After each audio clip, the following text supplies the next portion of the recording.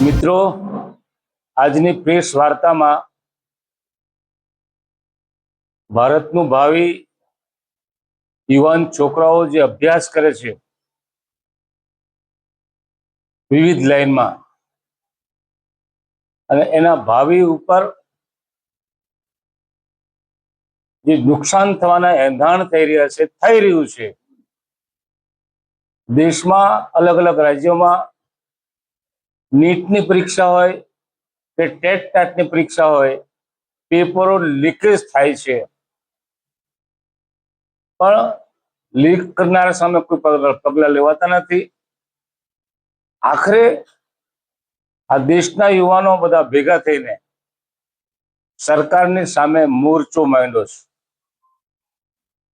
એના તરફેણમાં અમારા દેશના કોંગ્રેસ પાર્ટીના વડા માનનીય ખડગેજી, લોકસભામાં વિરોધ પક્ષના નેતા અમારા લાડલા નેતા રાહુલજી,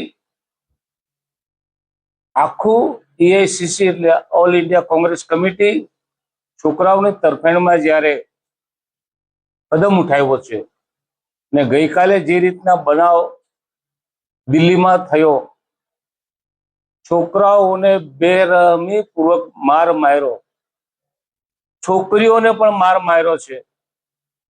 તમે બધા ઓડિયો વિડીયો જોયો હશે. આવી બર્બરતા અમે રાજકારણમાં લાંબા સમયથી છે, મેં કોઈ દિવસ જોઈ નથી. આ પહેલી જ વખત આટલી બર્બરતા પૂર્વક આપણું જે યુવા ધન છે, આપણી ભાવિ પેઢી છે, એ ભાવિ પેઢીને બેરહમી પૂર્વક પોલીસ ખાતું અને પોલીસ ખાતાની સાથે સાથે સાદા ડ્રેસની અંદર ચર્ચા જે રીતના થઈ રહી છે તે રીતના આરએસએસ ના કેટલાક માણસો જે દેશનું વાતાવરણ દોડવા માટે, તોફાનો કરવા માટે અંદર ઘૂસી જઈને એમણે પણ માર માર્યો છે. ત્યારે આ પ્રશ્ન વિદ્યાર્થીઓનો ભાવિનો છે. દેશની બંધારણીય જે સત્તાઓ છે એ સત્તાઓ ઉપર આ સરકાર ધીમે ધીમે પોતાની કૂટનીતિથી પોતાને હસ્તગત કરવા તરફ જઈ રહી છે. એની સામે પણ મોરચો મંડાયો છે. ત્યારે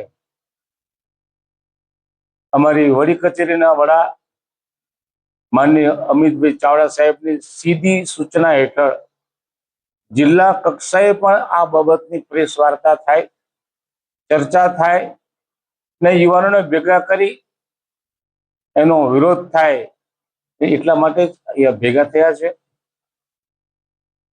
સોશિયલ મીડિયામાં જે ચાલી રહ્યું છે એને જોતા આપણો જિલ્લો છોટાઉદેપુર જિલ્લો કાં બાકાત રહે, અને એને માટે જ આપણે બધા ભેગા થયા છે. અમારા પ્રમુખશ્રી પણ સાથે છે, શશીભાઈ, અમારા સૌના સંયોજક માનનીય પ્રોફેસર અર્જુનભાઈ રાઠવા સાહેબ પણ છે, છોટાઉદેપુર તાલુકા કોંગ્રેસ સમિતિના પ્રમુખ શ્રી નરસિંહભાઈ છે, પાઈજેતપુર તાલુકા કોંગ્રેસ સમિતિના પ્રમુખ શ્રી કાજલભાઈ છે, કવાંટ તાલુકા કોંગ્રેસ સમિતિના પ્રમુખ શ્રી નંદુભાઈ અહીંયા હાજર છે, છોટાઉદેપુર શહેર પ્રમુખ મિસ્ટર રલિયા પણ અમારી સાથે છે, પૂર્વ તાલુકા પંચાયતના પ્રમુખ કિશોરભાઈ પણ અમારી સાથે છે.